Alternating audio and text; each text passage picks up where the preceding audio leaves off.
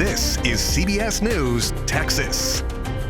Tonight, 2 employees out of a job as Texas Rangers look into a custodial death at the Tarrant County Jail. So it all unfolded at the jail itself. Anthony Johnson, who is a Marine veteran, was said to be combative with jail guards nearly a month ago. Tonight, his family tells our Marvin Hurst the terminations are not enough. The Tarrant County Sheriff released nearly 6 minutes of video from the custodial death of Anthony Johnson Jr. So we were looking for contraband and other things that are not supposed to be in there. That was the mission that morning. They say the 31-year-old Marine veteran had a shank and a razor in his cell and didn't want to come out. That's when this fight with jail employees broke out. Johnson was pepper sprayed. In fact, the officers testified that he had superhuman strength.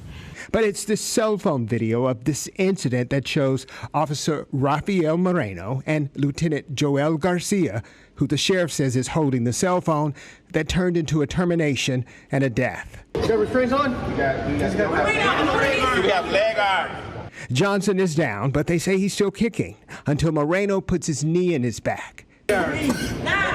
Moreno, a 9-year vet with the sheriff's office, was on Johnson's back around 90 seconds, according to investigators. 2 individuals that we terminated were being held accountable because they violated the policy and it was below the standards of Tarrant County Sheriff's Office.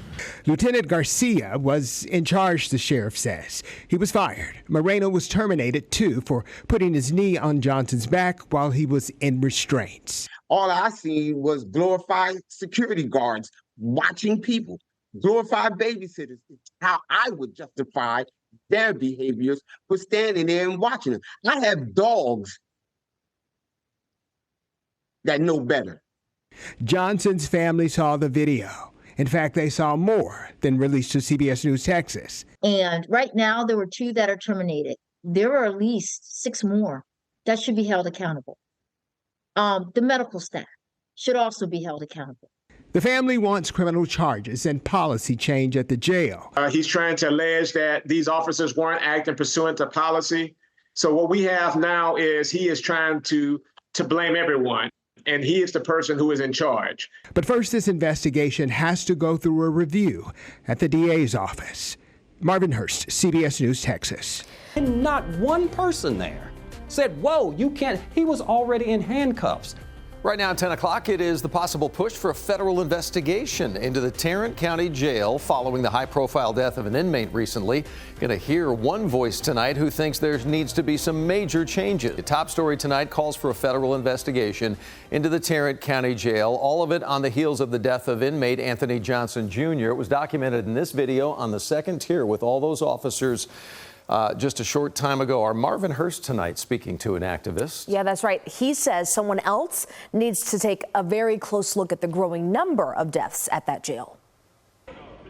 The Tarrant County District Attorney's Office tells CBS News Texas they have not received the case from Texas Rangers on the custodial death of Anthony Johnson Jr. Every person who was involved in that should have been suspended, if not terminated.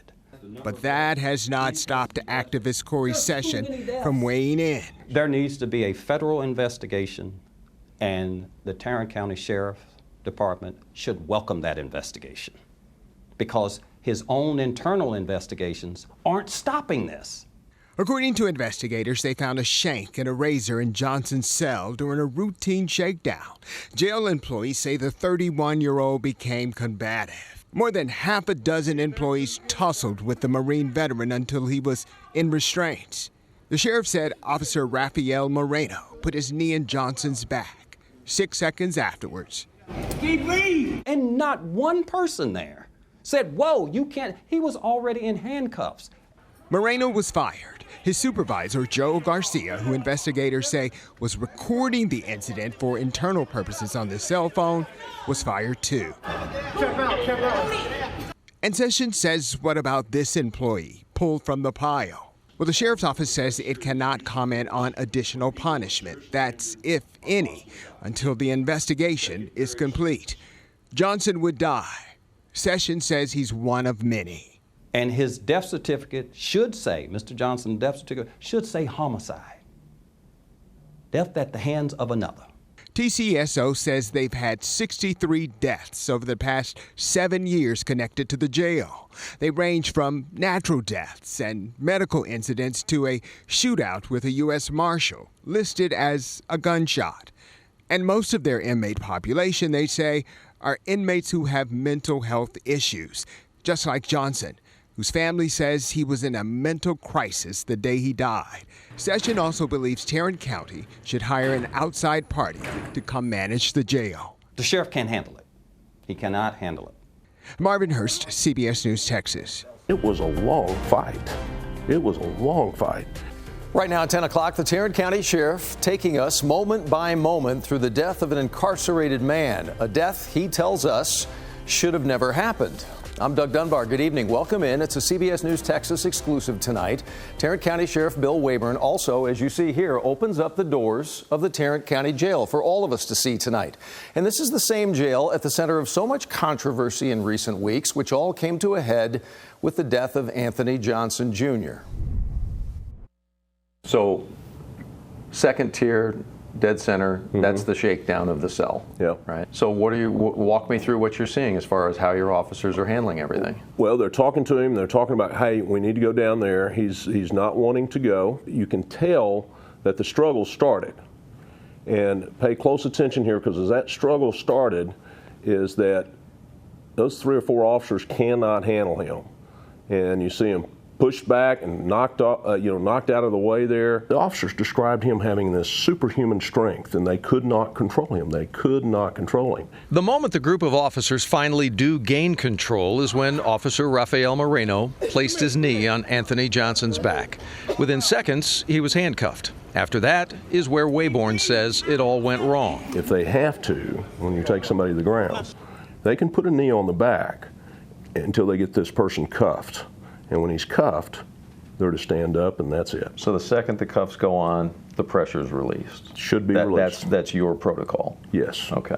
And clearly in this case, yes, that did not happen. Right. And if you went to our academy today, that's exactly how they had trained you. Moreno and Lieutenant Joel Garcia were initially fired, but both men have since been reinstated and are now on administrative leave. A development I addressed with the sheriff late this afternoon. When we last spoke in this very same office, you told me that you felt that the people who should be held accountable in what happened were held accountable. Absolutely. You still feel the same way? I absolutely feel the same way. I feel no different than I did. In response to the jailer's reinstatement, the Johnson family released a statement saying in part, quote, "A glimpse of justice came when Moreno and Lieutenant Garcia were terminated, although that really was not enough. To learn that those jailers who clearly were in the wrong, along with others, have been reinstated the day before the family lays Anthony to rest feels like a major step backwards." Does the Tarrant County Jail need a Department of Justice investigation? No, I don't think so at all. Why? Not that I'm afraid of it. If they show up tomorrow, that's fine. But I think it'd be a waste of resources. We passed jail standards last week where they knew everything. They knew everything. And we passed with flying colors. Waybourn says every jailer goes through extensive training, including additional training on de-escalation techniques for handling mental health and suicidal inmates. But the sheriff says expectations versus his budget and staffing leave those who man the tiers and cells in a tough spot.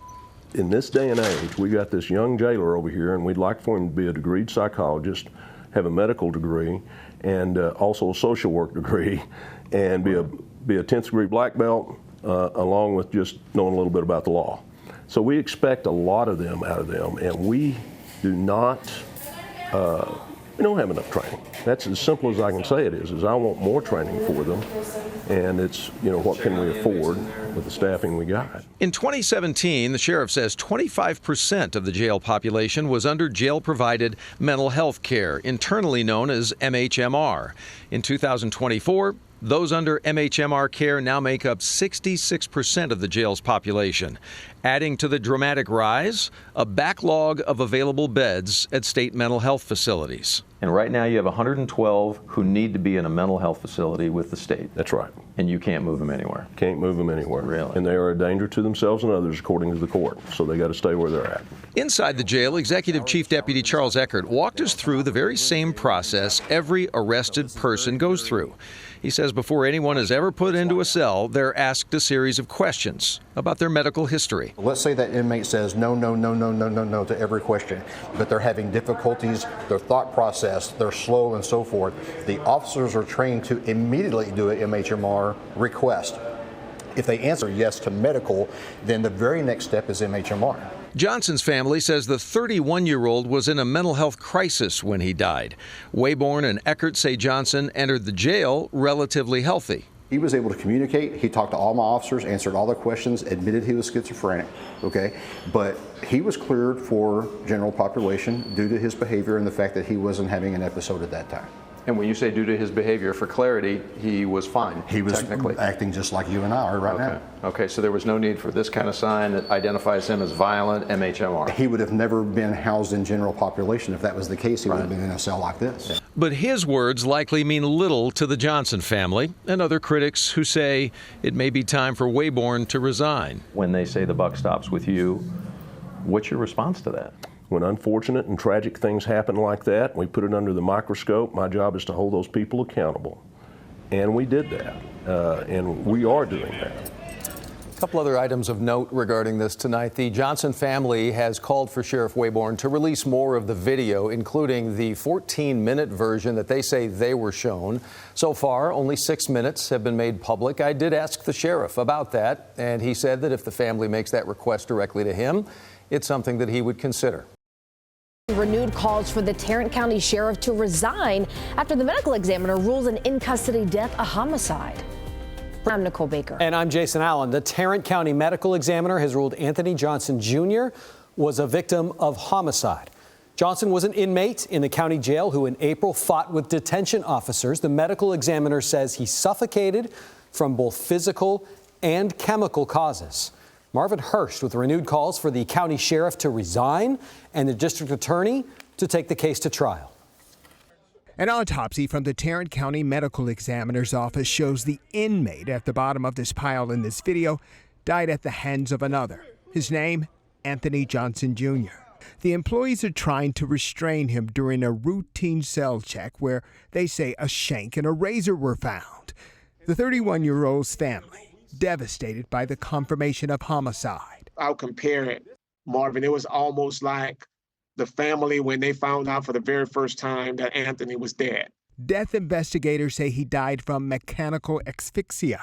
Tarrant County investigators say employee Rafael Moreno put a knee in the back of the 31-year-old who was already restrained, which is against department policy. Moreno and his supervisor, Lieutenant Joel Garcia, were fired, then reinstated because they didn't get fired properly. We have had a number of witnesses who have told us that they saw a jailer actually spraying pepper spray down Anthony's mouth. Investigators have not confirmed that allegation, but the ME says that Johnson's death was also caused by chemical asphyxia. The Tarrant County Sheriff says the chemical portion comes from the use of OC spray, or what they call pepper spray, and methamphetamine as contributing factors. He also says, quote, despite the political grandstanding of some, this case will go forward and all corroborated facts will be presented in the halls of justice, end quote. Some community activists have called for an investigation by the Department of Justice because more than 60 inmates have died at the jail since Sheriff Bill Waybourn took over. Our Doug Dunbar asked him about it. Does the Tarrant County Jail need a Department of Justice investigation? No, I don't think so at all. Why? Not that I'm afraid of it. If they show up tomorrow, that's fine. But I think it'd be a waste of resources. I know we've talked about the things that you all think that he's doing wrong. Is there anything that he does right? That would be the thing that we can say, you know what, he did the right thing if he would resign as sheriff of Tarrant County.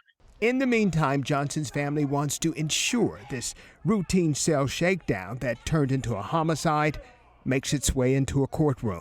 Our next thing that we would like to see happen, and we hope it's going to be happening next week, or there are going to be arrest warrants that are going to be issued for the individuals who played a part in Anthony's death. Marvin Hurst, CBS News Texas.